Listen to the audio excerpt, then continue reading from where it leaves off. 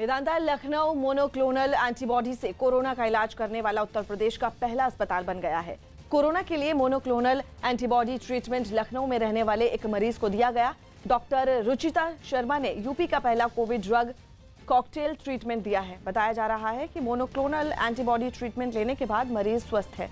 2 दवाओं का कॉम्बिनेशन, ये दवा कोरोना मरीज के लिए बहुत बढ़िया दवाई साबित हो रही है, जिसके लगने के बाद मरीज के लक्षण और बीमारी में कमी देखने को मिल रही है। बताया जा रहा है कि इस दवाई के इस्तेमाल से मरीजों को 80% कम अस्पताल में रहना पड़ रहा है और मेदांता लखनऊ के निदेशक डॉक्टर राकेश कपूर ने इस दवा से इलाज के बेहतर नतीजों की उम्मीद जताई है। मेदांता लखनऊ में प्रदेश का पहला मोनोक्लोनल एंटीबॉडी कोविड पेशेंट को दिया। पेशेंट को कोई रिएक्शन नहीं हुआ, वो अर्ली स्टेज में आया था और उससे हो सकता है कि उसकी कोविड पे नियंत्रण अच्छा आएगा।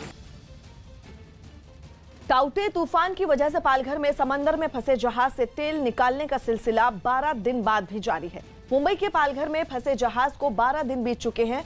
जहाज से डीजल का रिसाव तो रोक लिया गया है, लेकिन अब सबसे बड़ी जंग शुरू हो चुकी है। ये जंग है हजारों लीटर डीजल से भरे जहाज को खाली करने की।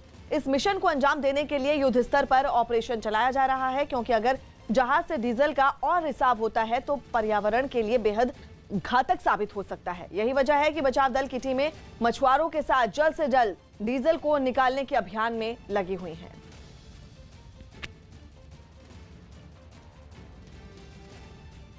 समंदर में डीजल के फैलने का मतलब बड़े खतरे को दावत देने जैसा है, क्योंकि इससे न सिर्फ समंदर के जीवों को खतरा होगा, बल्कि पर्यावरण के लिए भी हालात घातक साबित हो सकते हैं। यही कारण है कि हजारों लीटर डीजल से भरे जहाज को खाली करने के लिए युद्ध स्तर पर ऑपरेशन चलाया जा रहा है। जहाज के बगल में जो पानी का हिस्सा है कितना काला पड़ चुका है, और ये काला इसलिए पड़ा है क्योंकि जो डीजल का रिसाव है बड़ी तेजी के साथ ये जहाज से हुआ है। ये राउंड मार रहा है शिप के चारों तरफ और लगातार निगरानी इस हेलीकॉप्टर के जरिए नेवी और कोस्ट गार्ड रख रहे हैं। पालघर के समंदर में रेस्क्यू ऑपरेशन। यहाँ पर आपको तस्वीरें दिखाते हैं कि किस तरह से यहाँ पर डीजल निकालने की जो प्रक्रिया है वो लगातार जारी है। जहाज से डीजल निकालने की जंग। जो तस्वीर है वो यही बताती है कि हालात अभी भी बहुत मुश्किल हैं, चुनौतीपूर्ण हैं। 12 दिन से समंदर में फंसा है जहाज। मेरे आपके सामने ये साफ तौर पर दिख रहा है कि जो गल का स्ट्रक्चर यहाँ फंसा हुआ है वो बिल्कुल भी टस से मस नहीं हो रहा। समुद्री जीवों को बचाने का बड़ा अभियान।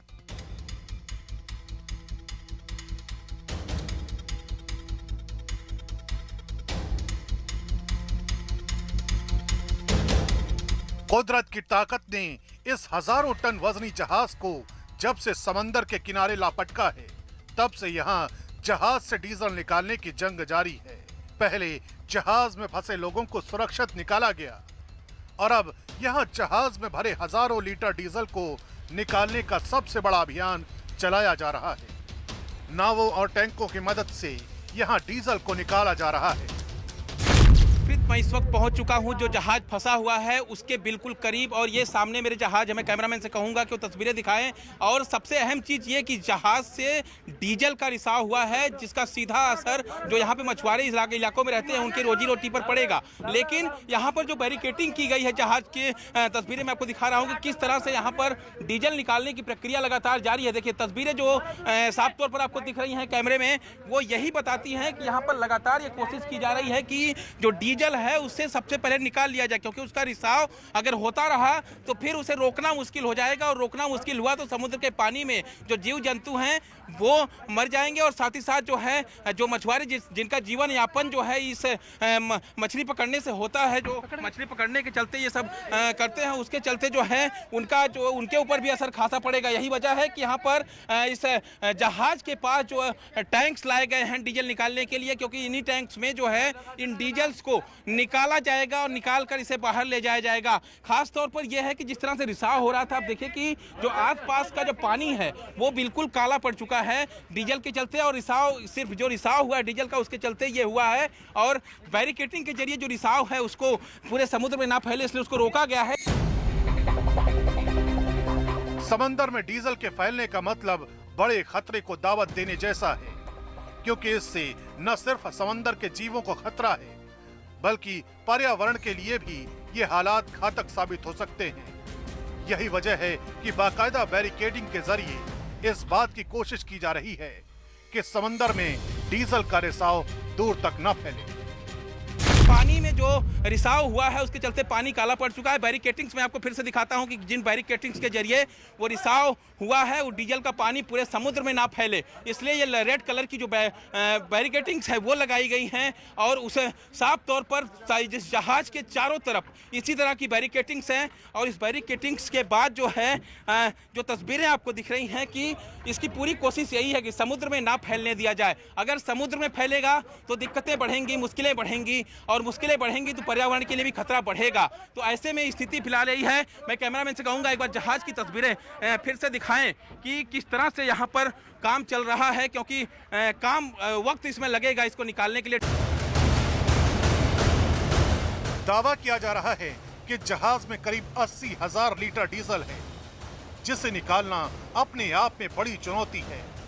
यही वजह है कि मरीन रेस्क्यू टीम के साथ मछुआरे भी जल्द से जल्द जहाज को खाली कराने में जुटे हुए हैं। बड़ी मात्रा में डीजल इस शिप में है, करीब 80,000 लीटर डीजल। आप उसकी क्वांटिटी समझ सकती हैं कितना ज़्यादा है, उसको निकालने में कितना वक्त लगेगा। लेकिन इस वक्त जो तस्वीरें हैं कि जो मछुआरे हैं वो लगातार मदद कर रहे हैं। टैंक्स जो समुद्री किनारे पर रखे हुए हैं उन्हें बोट के जरिए जो है इस शिप तक पहुंचाया जा रहा है, और फिर उसी टैंक्स में ये डीजल भरे जाएंगे और भरने के बाद यहाँ से उसे बाहर की तरफ ले जाया जाएगा।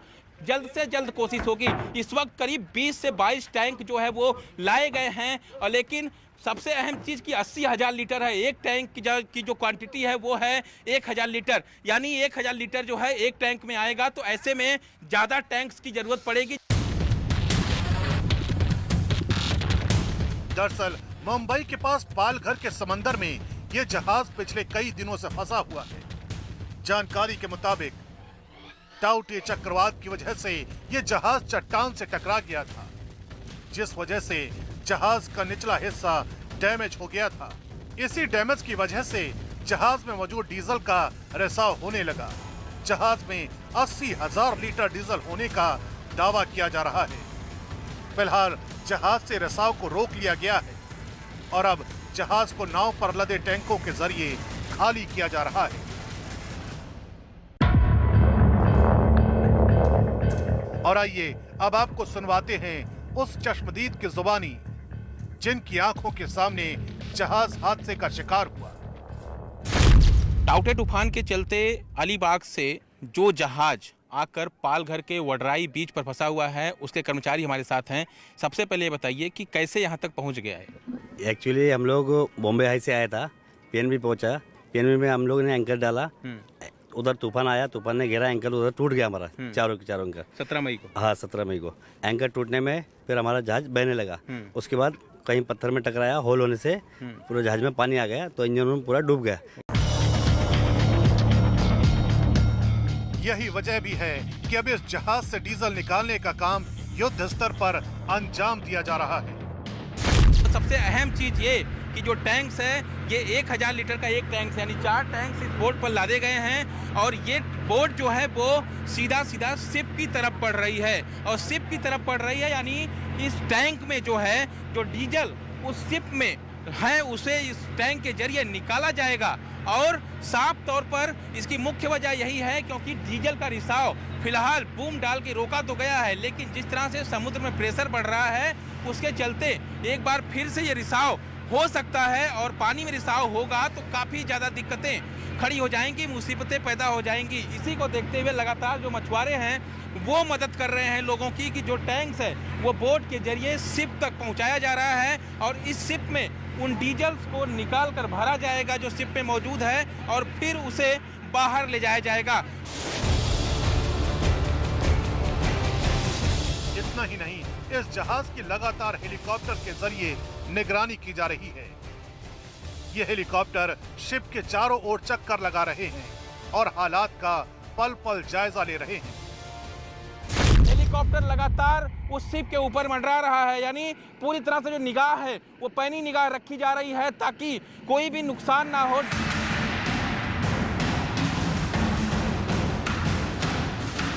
पालघर के वडराई बीच पर फंसा ये जहाज चुनौती का सबब बना हुआ है, क्योंकि डीजल से जहां समंदर के जीवों पर खतरा मंडरा रहा है, वहीं हजारों मछुआरों की जीविका भी इससे प्रभावित हो रही है। यही वजह है कि इस चुनौती का मुकाबला करने के लिए कोस्ट गार्ड और मछुआरे एकजुट होकर मिशन को अंजाम तक पहुंचाने में जुटे हुए हैं।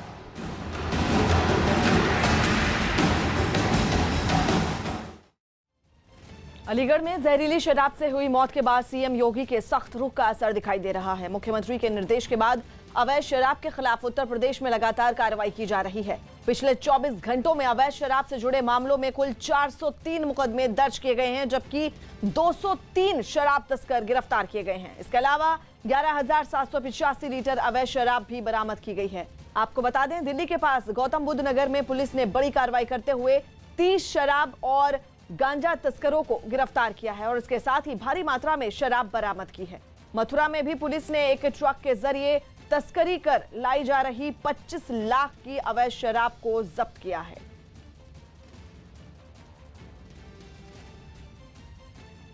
जम्मू कश्मीर में 33 दिन के बाद लॉकडाउन के बाद आज कोरोना कर्फ्यू में थोड़ी छूट मिलेगी। आज से जम्मू कश्मीर में दुकानों को खोलने का फैसला लिया गया है।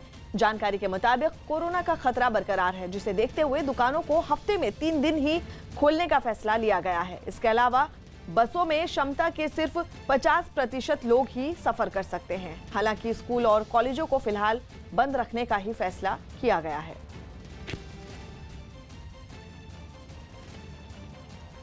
कोरोना काल में ऐसे शातिर ठग भी सक्रिय हो गए हैं जो इस मुश्किल घड़ी में मजबूर लोगों को चूना लगाने से नहीं चूक रहे। महामारी के इस दौर में कुछ ऐसे कोरोना गिद्ध हैं जो टेस्ट के नाम पर लोगों का बैंक अकाउंट साफ कर रहे हैं। मुंबई पुलिस को इसी तरह की शिकायतें मिली हैं, जिसके बाद मुंबई पुलिस की साइबर क्राइम की टीम ने ऐसे कोरोना गिद्धों की तलाश तेज कर दी है।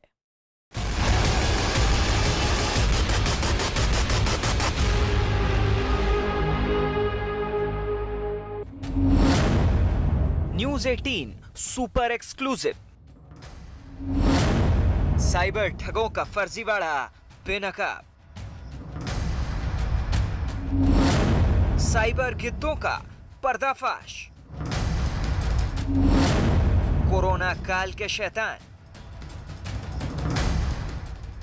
पूरा देश कोरोना की दूसरी लहर से जूझ रहा है और अच्छी बात यह है कि कोरोना संक्रमण भी धीरे धीरे कम होता जा रहा है। लेकिन इन सब के बीच कुछ लोग हैं जो लोगों के डर का फायदा उठाकर उनका बैंक अकाउंट साफ करने की फिराक में हैं। ये कोरोना काल के वो शैतान हैं जो इंसानियत के दुश्मन हैं और साइबर ठगी के जरिए लोगों के साथ धोखाधड़ी कर रहे हैं। आलम यह है कि मुंबई में साइबर ठगी के बढ़ते मामलों की वजह से खुद मुंबई पुलिस को लोगों को साइबर क्रिमिनल्स के इस गोरख धंधे से बचाने के लिए एक एडवाइजरी जारी करनी पड़ी। कोरोना संक्रमण के इस दौर में उसकी पहचान ही सबसे बड़ा हथियार है, यानी कि कोविड टेस्टिंग। लेकिन यही कोविड टेस्टिंग कहीं ना कहीं स्कैमर्स के लिए, जो साइबर क्रिमिनल्स हैं, उनके लिए आपके बैंक अकाउंट की ठगी का रास्ता बनता है। मुंबई पुलिस कमिश्नर ने खुद साफ तौर पर ये दिशा निर्देश दिए हैं, जिसमें साफ तौर पर कहा गया है कि ICMR द्वारा ही अप्रूव्ड लैब से टेस्टिंग कराई जाए, क्योंकि इसका फायदा स्कैमर्स ले रहे हैं। मुंबई पुलिस के मुताबिक पिछले कुछ दिनों से उसे लगातार साइबर ठगी की शिकायतें मिल रही हैं। इन शिकायतों के मुताबिक लोग इन दिनों कोरोना टेस्ट के लिए ऑनलाइन बुकिंग करवा रहे हैं। कोरोना टेस्ट के लिए लैब से कुछ लोग घर आते हैं। ये लोग सैंपल कलेक्ट भी करते हैं और फिर टेस्ट के लिए तय रकम आपके क्रेडिट कार्ड या डेबिट कार्ड को स्वाइप कर या फिर ऑनलाइन पेमेंट लेकर निकल जाते हैं। इसके कुछ घंटों बाद टेस्ट करवाने वाले शख्स के अकाउंट से एक रकम निकाल ली जाती है। यही नहीं, उसे जो रिपोर्ट मिलती है वो भी फर्जी होती है। इसके अलावा ऑनलाइन बुकिंग के लिए दिया गया नंबर बंद हो जाता है। लेकिन ना तो ये टेस्ट असली होता है और ना ही आपके घर आकर टेस्ट करने वाले ये लोग किसी रजिस्टर्ड लैब से होते हैं। दरअसल ये लोग वो शातिर ठग हैं जो आपके डर का फायदा उठाकर आपके बैंक अकाउंट को खाली करने की फिराक में होते हैं। मुंबई में इस तरह की ठगी के मामलों पर मुंबई पुलिस ने एक एडवाइजरी जारी कर लोगों को निर्देश दिए हैं कि सिर्फ ICMR मान्यता प्राप्त लैब से ही टेस्ट करवाएं।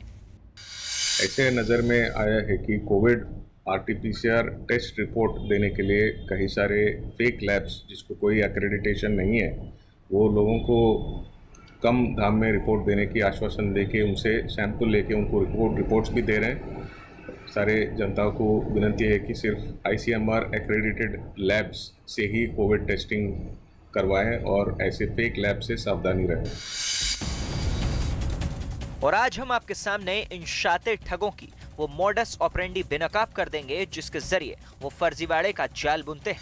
ये गैंग की ये मॉडस ऑपरेंडी होती है कि किस तरह से ये काम करते हैं। ये आपस में मिले भी रहते हैं। इसमें लैब का इन्वॉल्वमेंट होना भी ज़रूरत नहीं है, बिकॉज जो कोई रिपोर्ट ये देते हैं वो डिजिटली वो फोटोशॉप करके इतने सारे रिपोर्ट्स अवेलेबल होते हैं, तो वो भी वो सीधी तरह से आपको बता सकते हैं। जैसे कि अभी ऐसे रिपोर्ट्स है, ये बहुत सारे नेट पे इजीली अवेलेबल हो जाते हैं, या जो ओरिजिनल रिपोर्ट है उनके पास उसको भी ये रेप्लिकेट करके नाम चेंज करके रिपोर्ट दे सकते हैं। तो ये कोई बीएमसी के ऑफिशियल्स नहीं होते हैं या मेडिकल पर्सन नहीं होते हैं, सिर्फ वो आपकी डेबिट कार्ड क्रेडिट कार्ड का जो इन्फॉर्मेशन है वो चोरी करने के लिए आए होते हैं। दरअसल सबसे पहले साइबर ठग सोशल मीडिया या ऑनलाइन अपनी एक फर्जी लैब की वेबसाइट बनाते हैं। जैसे ही कोई शख्स इस साइट पर कोरोना टेस्ट बुक करता है तो साइबर ठगों की टोली के कुछ लोग पीड़ित के घर सैंपल कलेक्ट करने के लिए पहुंच जाते हैं। टेस्ट के बाद लोगों से पेमेंट के लिए एक स्वैप मशीन से उसका कार्ड स्वैप करते हैं। कार्ड स्वैप करते ही पीड़ित के अकाउंट से पैसे डिडक्ट होने के साथ साथ इस स्वैप मशीन के जरिए ये उस शख्स के कार्ड की क्लोनिंग भी कर लेते हैं। उसके बाद ये शातिर ठग आपके ही कार्ड के जरिए आपके बैंक अकाउंट पर हाथ साफ कर देते हैं। मैं आपको एक छोटा सा एथिकल डेमो बता रहा हूँ इसमें। ये कृपया करके कोई ट्राई नहीं कीजिए, because this is not legal. हम सिर्फ एक डेमो के लिए हम सिर्फ जानना चाहते हैं ये किस तरह से ठगा जाता है। एथिकल तरीके से हम बता रहे। तो ये वो कार्ड क्लोनिंग मशीन है जो उनके पास होती है। जब हम ये कोई भी मैग्नेटिक कार्ड जो है वो यहाँ पर जब स्वाइप करते हैं, आप देख सकते हैं यहाँ पर डिटेल्स आ गए मेरे पूरे कार्ड के। इसमें expiry date, 16 digit number, card का नेम, बाकी भी डिटेल्स जो है वो तुरंत आ गई है। एक बार और हम ये करके देखेंगे। ये जो डिटेल्स है मैं वो हटा रहा हूँ। ये देखिए ये ब्लैंक है यहाँ पर, ओके। और ये मैं अभी ऐसे रख के कार्ड को स्वाइप कर रहा हूँ। और यहाँ पर आप ध्यान दीजिए, जैसे ही मैंने कार्ड स्वाइप किया ये डिटेल्स यहाँ पर आ गए। तो ये डिटेल्स एक बार आ जाते हैं और कार्ड तो उनके हाथ में ही है, तो उनको जो CVC नंबर है वो तो यहाँ से मिल ही रहा है, तो वो नोट डाउन भी कर सकते हैं या वो माइंड में भी रहता है। तो मेन जो है ये 16 डिजिट नंबर याद नहीं रहता है, नेम, डेट ऑफ एक्सपायरी याद नहीं रहता है। तो ये इजीली स्वाइप करके ऐसे जो क्लोनिंग मशीन्स होते हैं या कार्ड रीडर्स होते हैं उससे ये डेटा एक्सट्रैक्ट किया जा सकता है। और ऐसे काफ़ी सारे पेमेंट गेटवेज है जिनको RBI की जो 2 स्टेप ऑथेंटिकेशन मेथड है जिसमें SMS भी आता है। तो ऐसे काफ़ी सारे गेटवेज है जो SMS के बगैर भी पेमेंट प्रोसेस कर देते हैं। आइए अब आपको बताते हैं कि ये शातिर ठग कैसे आपके साथ ऑनलाइन ठगी करते हैं। ऑनलाइन पेमेंट के लिए शातिर ठग दरअसल आपके मोबाइल पर एक लिंक भेजते हैं। इस लिंक पर क्लिक करते ही एक मालवेयर आपके मोबाइल में एक्टिव हो जाता है और आपके मोबाइल में रखी हर जानकारी सीधे साइबर क्रिमिनल के हाथ में चली जाती है। यानी इसके बाद वो जब चाहे आपका अकाउंट साफ कर सकता है। हमारे साइबर एक्सपर्ट ने हमें मोबाइल के जरिए लोगों के साथ धोखाधड़ी करने का वो तरीका भी समझाया। ये मेरा मोबाइल है और मैंने जस्ट एक एथिकल तरीके से इसको एक्सेस किया है। तो अगर हम ऐसे लिंक्स पर क्लिक करते हैं, आप देख सकते हैं ये मेरा मोबाइल का स्क्रीन है और ये उसका एग्जैक्ट रेप्लिका है। मतलब ये वायरस या मालवेयर अगर मेरे मोबाइल के अंदर या लैपटॉप के अंदर इंस्टॉल हो जाता है तो आप देख सकते हैं जो भी मैं एक्टिविटी यहाँ पे कर रहा हूँ इसमें, फिर क्यों ना हो नेट बैंकिंग, क्यों ना हो जो भी एक्टिविटी मैं इसमें करूँगा। फॉर एग्जांपल ये बैंकिंग का ऐप है HDFC बैंक का। यहाँ पर मैं अगर कस्टमर ID एंटर कर रहा हूँ 1 2 3 4 5 6 7, आप देख सकते हैं कि वो यहाँ पर बिल्कुल सेम टू सेम रेप्लिकेट हुआ है।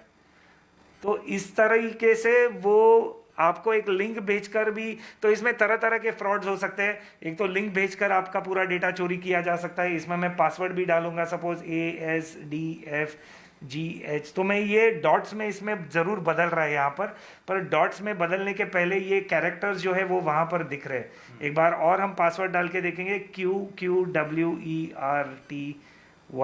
तो ये यहाँ पर आपने देखा इसका डॉट्स में चेंज जरूर हुआ है, पर डॉट्स में चेंज होने के पहले जो कैरेक्टर्स है वो वहाँ पर डिस्प्ले होते हैं।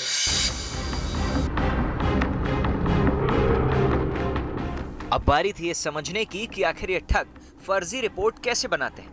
तो हमारे साइबर एक्सपर्ट ने हमें यह भी दिखाया कि कैसे किसी कोविड पेशेंट की रिपोर्ट को एडिट कर उसे आपके नाम पर तब्दील कर देते हैं। साथ ही साथ उनका यह भी कहना है कि जरा सी सावधानी आपको ऐसी किसी भी ठगी का शिकार होने से बचा सकती है। तो ऐसे अलग अलग तरीके मॉडस ऑपरेंडी यूज करते हैं। एक था जो पेमेंट गेटवे का मैंने बताया, जिसमें ऐसे तरीके के डिवाइसेस यूज होते हैं, और दूसरा होता है लिंक भी वो भेज सकते हैं आपको। तो ऐसे कोई भी लिंक्स पर क्लिक नहीं कीजिए और उनकी आइडेंटिटी वेरीफाई कीजिए। ऐसे डायरेक्टली घर में कोई चल के आता है और आपको बोलता है टेस्ट करना है, तो उन पर विश्वास मत रखिए।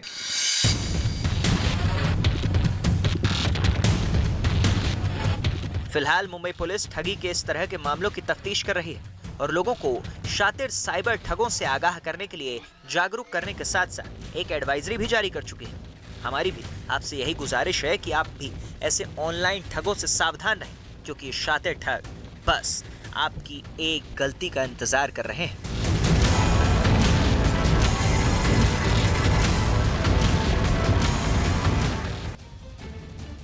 योग गुरु रामदेव ने एक बार फिर एलोपैथी साइंस पर सीधा हमला बोला है। रामदेव के मुताबिक कोरोना से ऐसे लोगों की ज्यादा मौतें हुई हैं जिनके फेफड़े कमजोर थे या फिर जिनका इम्यून सिस्टम कमजोर था। रामदेव ने साथ ही सवाल किया है कि क्या एलोपैथी साइंस ने इंसान का इम्यून सिस्टम मजबूत करने का कोई इलाज है। रामदेव के मुताबिक कई गंभीर बीमारियां ऐसी हैं जिनका इलाज एलोपैथी में नहीं बल्कि आयुर्वेद में है। लाखों करोड़ों लोगों की पूरी दुनिया में एलोपैथी ने जान बचाई है। इसलिए ये दो क्षेत्र मैंने विशुद्ध रूप से छोड़ रखे, कोई दुराग्रह नहीं, कोई हट नहीं, कोई दुर्भावना नहीं जी। तो ऐसे उनको भी तो दुर्भावना नहीं रखनी चाहिए। आयुर्वेद का, योग का, नेचुरोपैथी का, जो हमारे सनातन संस्कृति के आधारभूत तत्व उनका, उनको भी तो सम्मान करना चाहिए ना। अब ये पूरी एक बहुत बड़ी इसके पीछे एक ताकत खड़ी है।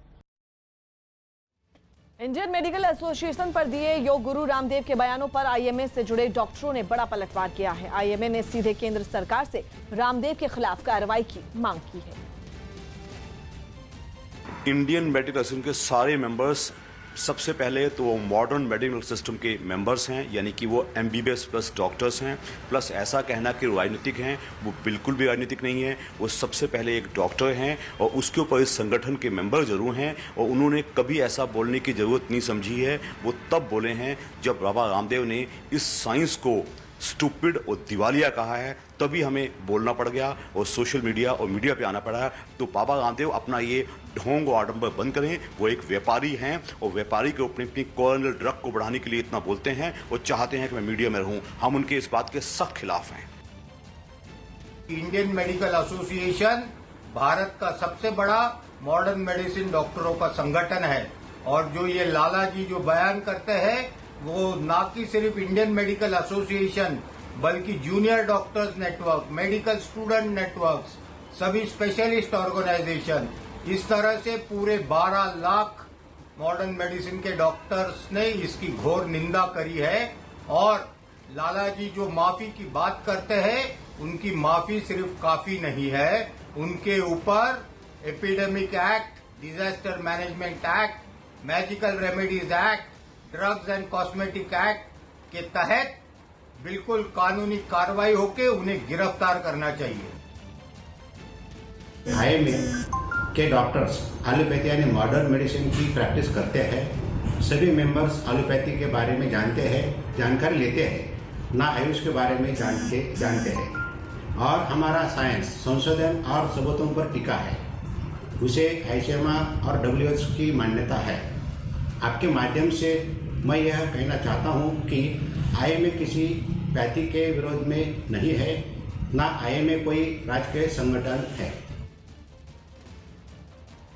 ब्रिटिश खुफिया एजेंसी का दावा है कि कोरोना वायरस को रिवर्स इंजीनियरिंग की बदौलत चीन ने अपनी वुहान लैब में विकसित किया है। ब्रिटिश खुफिया एजेंसी के मुताबिक उसके हाथ कुछ ऐसे पुख्ता सबूत लगे हैं जो इस तरफ इशारा कर रहे हैं कि कोरोना वायरस को रिवर्स इंजीनियरिंग की बदौलत चीन ने अपनी वुहान लैब में विकसित किया। उसके बाद वुहान लैब से लीक होने के बाद ये जानलेवा वायरस पूरी दुनिया में फैल गया।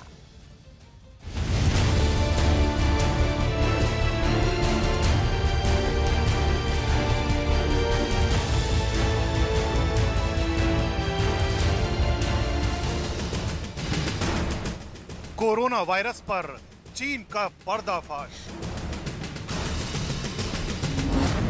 चीन का झूठ हुआ बेनकाब। ब्रिटिश खुफिया एजेंसी का दावा। कोरोना का वुहान कनेक्शन।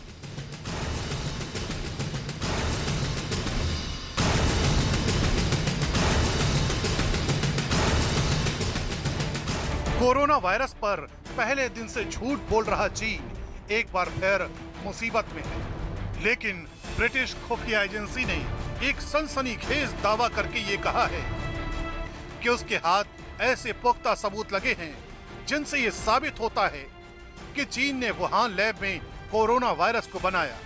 डेली मेल में छपी एक खबर के मुताबिक ब्रिटिश एजेंसी का दावा है कि कोरोना प्राकृतिक रूप से नहीं पनपा है, बल्कि इसे वुहान लैब में विकसित किया गया है और फिर इसके बाद इस जानलेवा वायरस को रिवर्स इंजीनियरिंग वर्जन से इसे ढकने की कोशिश की गई, जिससे लगे कि कोरोना वायरस चमगादड़ से प्राकृतिक रूप से विकसित हुआ है। कोरोना वायरस आज बार बार अपना वेरिएंट बदल रहा है।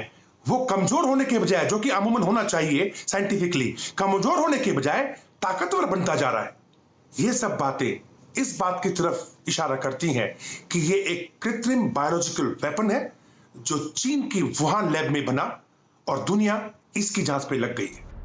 डेली मेल की खबर के मुताबिक कोरोना वायरस पर ये नई स्टडी ब्रिटिश प्रोफेसर एंगस डगलिस और नॉर्वे के वैज्ञानिक डॉक्टर बिर्गर सोरेनसन ने मिलकर की है और दोनों का कहना है कि कोरोना के खिलाफ वैक्सीन बनाते वक्त कोरोना के सैंपल्स पर शोध करते वक्त उन्हें वायरस में एक यूनिक फिंगरप्रिंट मिला था, जो इस तरफ इशारा कर रहा था कि कोरोना वायरस को लैब में तैयार किया गया और ये प्राकृतिक रूप से नहीं जन्मा। प्रोफेसर डलगिस और डॉक्टर सोरेनसन का दावा है कि लैब में वायरस के साथ छेड़छाड़ करने पर ही उसके स्वरूप में ऐसे निशान बनते हैं। खबर के मुताबिक चीन ने अपनी गलती को छुपाने के लिए वुहान लैब में डाटा नष्ट करके कोरोना की उत्पत्ति के स्रोत को भी छिपाने की कोशिश की है। प्रोफेसर डगलिस और डॉक्टर सोरेनसन ने कोरोना वायरस की उत्पत्ति को लेकर 22 पेज की एक रिपोर्ट तैयार की है। ब्रिटिश प्रोफेसर एंगस डगलिस लंदन में सेंट जॉर्ज यूनिवर्सिटी में कैंसर विज्ञान के प्रोफेसर हैं और नॉर्वे के वैज्ञानिक डॉक्टर सोरेनसन एक महामारी विशेषज्ञ हैं। डॉक्टर सोरेनसन इम्यूनर कंपनी के मालिक हैं जो कोरोना के खिलाफ बायोवैक 19 नाम की वैक्सीन बना रही है। ब्रिटिश खुफिया एजेंसी का तो ये भी दावा है कि कोरोना वायरस को विकसित करना दरअसल चीन के बायोलॉजिकल वारफेयर प्रोग्राम का हिस्सा है और चीन के साइंसदान 2008 से ही इस पर काम कर रहे हैं। 2015 के अंदर दस्तावेज जो कि आज खुफिया एजेंसी अमेरिका के पास से पकड़े गए हैं, ये बात बिल्कुल साफ जाहिर करती है कि कुछ दाल में काला है। डेली मेल की खबर के मुताबिक इस स्टडी में चीन पर सनसनीखेज आरोप लगाए गए हैं। दरअसल इस स्टडी में दावा किया गया है कि चीन ने वुहान लैब में जानबूझकर वायरस पर किए गए प्रयोगों के डेटा को नष्ट कर दिया। जिन वैज्ञानिकों ने कोरोना के शुरुआती दौर में वायरस के खिलाफ अपनी आवाज उठाई, उन्हें चीन ने या तो चुप करा दिया या फिर वो गायब कर दिए गए। दरअसल अमेरिका और ब्रिटेन कोरोना की गहराई से जांच करने को लेकर WHO यानी विश्व स्वास्थ्य संगठन पर लगातार दबाव बना रहे हैं। अमेरिका और ब्रिटेन का मानना है कि कोरोना वायरस की उत्पत्ति का पता लगाने के लिए WHO की टीम को चीन का नए सिरे से दौरा करना चाहिए। इस नई स्टडी के सामने आने के बाद दुनिया के कई और वैज्ञानिकों का भी कहना है कि वुहान लैब से कोरोना वायरस के लीक होने के पहलू को खारिज नहीं किया जा सकता। चीन ने अब अपना एग्रेशन दिखाना शुरू कर दिया है। कभी वो ताइवान के बहाने, कभी वो ऑस्ट्रेलिया को धमकी देने के बहाने कि अगर ऑस्ट्रेलिया ने मुंह खोला तो वो उस पर पहला अटैक कर देगा, या फिर अमेरिका को भी ये कहना या धमकी भरे लहजों में ये कहना कि जो भी इन्वेस्टिगेशन हो वो राजनयिक ना हो, ताकि उसके कारण आपस में कहीं देशों के बीच में दुश्मनी ना बने, वो तथ्यों पे बेस होनी चाहिए, जाहिर करता है कि चीन किसी ना किसी बहाने अपनी इस वुहान लैब को इन्वेस्टिगेशन से बचाना चाहता है। जाहिर है इस रिपोर्ट के सामने आने के बाद चीन की प्रतिक्रिया आनी ही थी, लिहाजा उसने अपने मुखपत्र ग्लोबल टाइम्स के जरिए दुनिया को अपना रटा रटाया जवाब ही दे दिया। The WHO expert team has basically ruled out the possibility that the Wuhan Institute of Virology first leaked the coronavirus and caused a major outbreak. Intelligence personnel are not at all more capable than scientists in tracing the origins of the virus. They do, however, have more political loyalty and will do anything to serve U.S. national interests.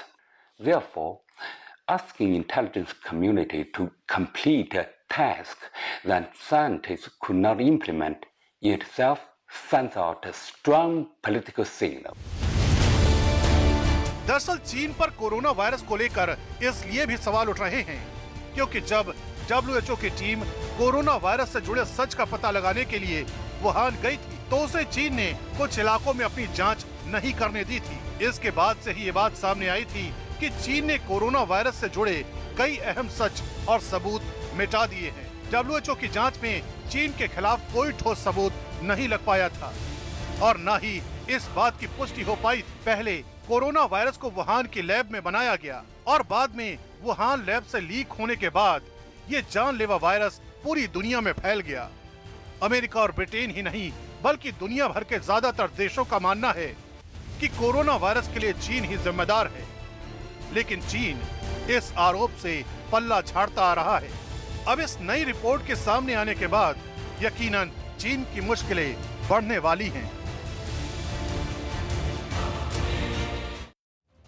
Delhi में आज से unlock की प्रक्रिया शुरू हो गई है। आज से दिल्ली में निर्माण कार्य और फैक्ट्रियों को खोलने की इजाजत दे दी गई है, लेकिन इसके साथ ही शर्त रखी गई है कि इस दौरान कोरोना नियमों का सख्ती से पालन किया जाएगा। साथ ही निर्माण कार्य और फैक्ट्रियों से जुड़े कर्मचारियों और मजदूरों के लिए उनके कॉन्ट्रैक्टर और फैक्ट्री मालिकों को ई पास लेना होगा। दिल्ली से 7 जून तक लॉकडाउन है। पहले चरण में सिर्फ निर्माण कार्य और फैक्ट्रियों को खोलने की इजाजत दी गई है।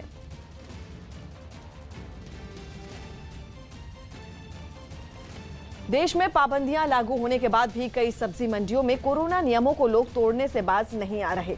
मध्य प्रदेश और पश्चिम बंगाल में तो ऐसी लापरवाही बरतने वालों के खिलाफ कार्रवाई हो रही है, लेकिन इसके बावजूद सब्जी मंडियों में कोरोना नियमों की धज्जियां उड़ाई जा रही हैं। मध्य प्रदेश के मंडला से जो तस्वीरें सामने आई, उनमें एक तस्वीर में मंडी में लोगों की भीड़ दिखाई थी। कोरोना के खतरे को नजरअंदाज कर वहां सब्जी बेचने और खरीदने वालों का जमावड़ा लग गया। मंडी में किसी आम दिन की तरह चहल पहल दिखी। ऐसे माहौल में लोगों ने तो सोशल डिस्टेंसिंग का मजाक ही बना दिया।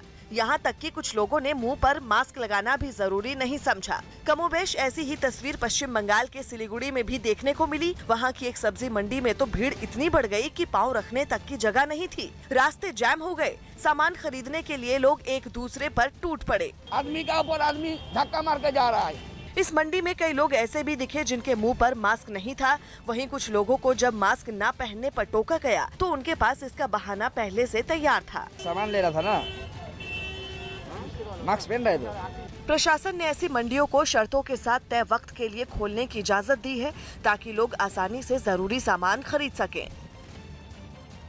यूपी के आगरा में चुनावी रंजिश में बदमाशों ने शिवपाल यादव की पार्टी के एक नेता को गोली मार दी। फायरिंग के दौरान 2 महिला समेत 4 लोग घायल हो गए, जिन्हें अस्पताल में भर्ती करवाया गया। ये 2 तस्वीरें हम आपको दिखा रहे हैं कि किस तरह से आगरा में गोलीबारी हुई और इस गोलीबारी में 4 लोग घायल हो गए। आरोप है कि पत्नी के चुनाव लड़ने के बौखलाए विरोधियों ने धारा सिंह यादव पर गोलियां चलाईं। गोली चलाने के बाद बदमाश सरेआम हथियार लहराते हुए वहां से चले गए। गोलीबारी का ये वीडियो अब सोशल मीडिया पर वायरल हो गया है।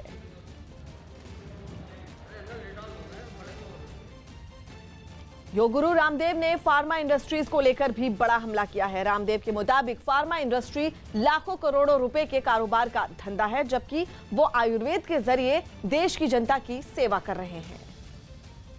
देश की जनता ये जानना चाहती है आपसे, इस समय फार्मा कंपनियों के चक्रव्यूह में, इस समय डॉक्टर्स के चक्रव्यूह में बाबा रामदेव फंस गए हैं।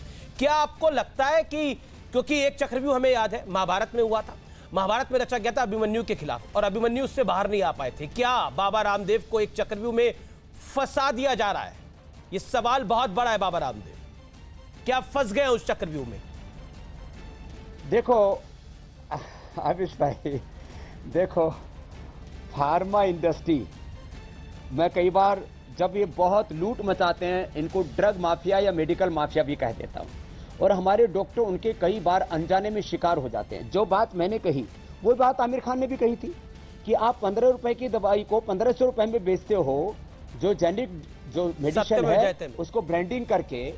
और जब उन्होंने बात की थी कि बेसन टेस्ट की खोल लिया, और उसके बाद में और भी बहुत कुछ उन्होंने बातें कही थी कि अनावश्यक ऑपरेशन, गैर जरूरी दवा, गैर जरूरी ऑपरेशन, गैर जरूरी जो है टेस्ट, और ये करके 5 से 25 लाख रुपए का जो बिल बनाने का चक्रव्यूह है। मैंने एक व्यक्ति के साथ में कोई धोखा नहीं किया है। माना कि इस पूरी ड्रग इंडस्ट्री के पीछे लाखों करोड़ की दौलत है, लेकिन मेरे पीछे ताकत है सत्य की, साधना की, सेवा की, अनुसंधान की, और हमने परिणाम दिए। आज मैं एक एक बीमारी के लाखों करोड़ों लोग आपके सामने प्रस्तुत कर सकता हूं। मैंने इस देश का 100 करोड़ किलो से ज्यादा वेट कम किया है। ग्रेटर नोएडा पुलिस ने 25,000 के इनामी एक बदमाश को गिरफ्तार किया है। ये बदमाश पुलिस के साथ मुठभेड़ में घायल हो गया। पुलिस ने इसे गिरफ्तार कर लिया, जिसके पास से एक गाड़ी, पिस्तौल और कारतूस बरामद किए गए हैं। बताया जा रहा है कि पुलिस ने चेकिंग के दौरान बदमाश की गाड़ी को रोकने की कोशिश की थी, लेकिन बदमाश ने गाड़ी नहीं रोकी और भागने लगा। इसके बाद पुलिस ने उसे घेरने की कोशिश की, लेकिन बदमाश ने पुलिस पर फायरिंग की। इस दौरान बदमाश को गोली लगी और उसे अस्पताल में भर्ती करवाया गया। यह 4 व्हीलर चोरी का काम करता था ये गैंग। इसके साथ ही पहले जेल जा चुके हैं। 10 गाड़ियां, पहले स्कॉर्पियो, इनोवा आदि बड़ी गाड़ियां इस गैंग से बरामद हो चुकी हैं। 8 मामले में वांटेड चल रहा था। इससे 25,000 रुपये का इनाम था। यूपी में पंचायत चुनाव बीत चुके हैं, जनप्रतिनिधियों का फैसला भी हो चुका है, लेकिन चुनावी हिंसा से जुड़ी खबरें अब लगातार सुर्खियों में हैं। इस बार खबर उन्नाव जिले से आई है, जहां ग्राम प्रधान के घर पर कुछ लोगों ने हमला कर दिया। आरोप है कि यह हमला चुनाव हारने वाले उम्मीदवार की तरफ से किया गया था।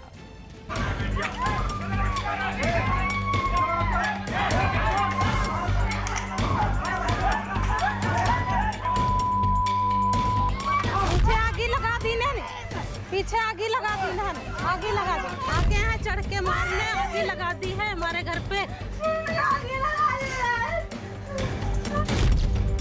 जंग के मैदान में तब्दील हुआ उन्नाव।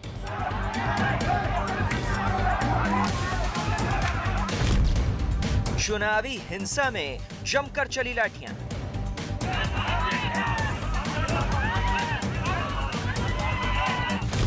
प्रधान के घर पर दबंगों का हमला। चुनाव में उन्होंने हारे तो मारा।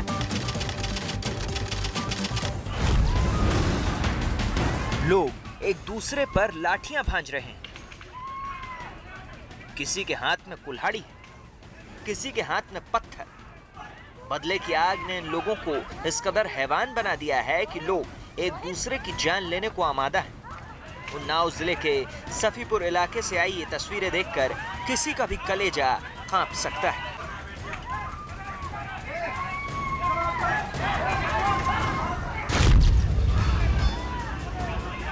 मारपीट की इन भयावह तस्वीरों में न महिलाएं पीछे हैं और न पुरुष। जिसके सामने जो आ रहा है उस पर लाठियों से हमला किया जा रहा है। आरोप है कि चुनावी रंजिश में इस हमले को सुधीर नाम के एक दबंग की तरफ से अंजाम दिया गया है। दावा किया जा रहा है कि इलाके की नवनिर्वाचित प्रधान फूलमती की जीत से सुधीर इस कदर आग बबूला था कि उसने अपने कुछ साथियों के साथ मिलकर ग्राम प्रधान के घर पर हमला बोल दिया। हमारे पिताजी सुबह गए थे उधर, तो सूबेदार के लड़के रोहित, सुधीर और प्रमोद ने हमारे पिताजी को लेकर कुल्हाड़ी से मारने लगे। प्रमोद और सुधीर ने अचानक इनके पर हमला कर दिया। और मतलब तब्बल और कुल्हाड़ी लेकर मतलब औरतों सहित सूबेदार सहित, और उसके बाद में इन लोगों ने अपने घर में आग लगा दी। जो मौजूद प्रधान है उसके लड़के को कुल्हाड़ियों से मारा इन लोगों ने। अचानक हुए इस हमले में दोनों तरफ से वार पलटवार हुए, लेकिन सबसे ज्यादा नुकसान उठाना पड़ा है प्रधान फूलमती के परिवार को। रोंगटे खड़े कर देने वाली इस जंग में प्रधान के बेटे समेत 6 से ज्यादा लोगों के घायल होने की खबर है, जिनमें से 3 की हालत गंभीर बनी हुई है। गंभीर रूप से घायलों को जिला अस्पताल रेफर कर दिया गया है। चुनाव में उन्होंने हारे तब मारा है। अच्छा, जीता को है? जीते हम है, हमारी माता फूलमती ने जीती। काहे से मारा है भैया? तब्बलों से मारा। अच्छा, तब्बलों लट्ठों से मारा दांत के। अच्छा। जानकारी के मुताबिक आरोपी सुधीर को पंचायत चुनाव के दौरान फूलमती के हाथों करारी शिकस्त मिली थी। चुनाव में मिली इस हार के बाद से ही सुधीर तिलमिलाया हुआ था। मौका देखकर हमलावर नवनिर्वाचित प्रधान फूलमती के घर जा पहुंचा और फूलमती का परिवार और समर्थकों को दौड़ा दौड़ा कर पीटा गया। इस दौरान जिसके हाथ जो लगा उससे एक दूसरे पर हमला किया गया। ईंट, पत्थर और लाठियों के अलावा इस वारदात में कुल्हाड़ी का भी इस्तेमाल किया गया, जिसका नतीजा ये हुआ कि कई लोग इस हमले में गंभीर रूप से घायल हो गए। मारपीट की सूचना पर पुलिस मौके पर पहुंची। मौके पर शांति व्यवस्था कायम करते हुए दोनों पक्षों को अपने साथ थाना स्थानीय लेकर आई। घायलों को उपचार हेतु अस्पताल भिजवाया गया। साथ ही प्राप्त तहरीर के आधार पर सुसंगत धाराओं में अभियोग पंजीकृत कर आवश्यक वैधानिक कार्रवाई की जा रही। दरअसल चुनावी रंजिश में इस तरह की तस्वीरें कोई पहली बार नहीं आई। पहले भी हार और जीत का नतीजा हिंसा पर जाकर खत्म हुआ है। कभी जीत का जश्न हिंसा की वजह बनता है, तो कभी हार की टीस हिंसा और उन्माद को जन्म देती है। लेकिन सवाल ये है कि आखिर कब तक लोकतांत्रिक व्यवस्था ऐसे हमलों से शर्मसार होती रहेगी।